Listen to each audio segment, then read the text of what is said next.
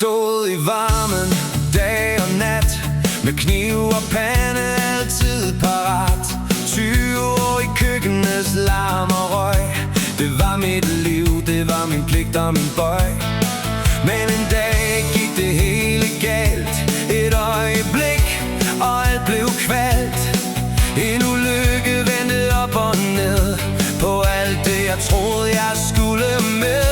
Nu kører jeg vejen, ser verden forbi, fra gryder og stress til ro indeni.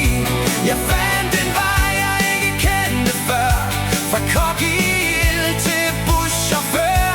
Og hver en tur, hver en passager giver mig ro, som jeg aldrig har. Livet tog en drejning jeg ikke så før, men nu har jeg verdens bedste job som chauffør.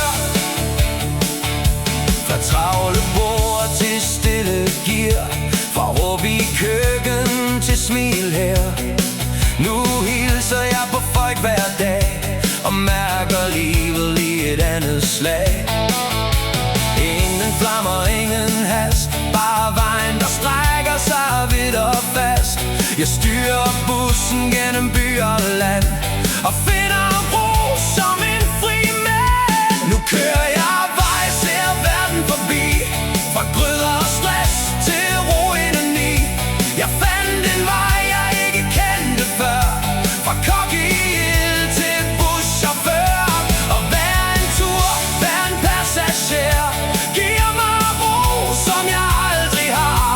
Livet tog en drejning jeg ikke så før, men nu har jeg verdens bedste job som chauffør.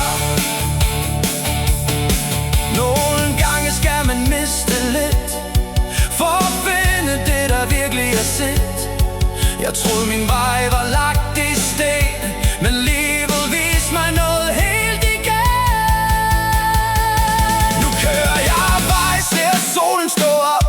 Jeg fandt en ny retning jeg aldrig giver op, fra køkkenets ild til hjul der kører. Jeg er stolt i dag som buschauffør, og selvom fortiden altid er med, har jeg fundet en ny slags fred. Livet tog en drejning jeg ikke så før, men nu har jeg verdens dejligste job som chauffør.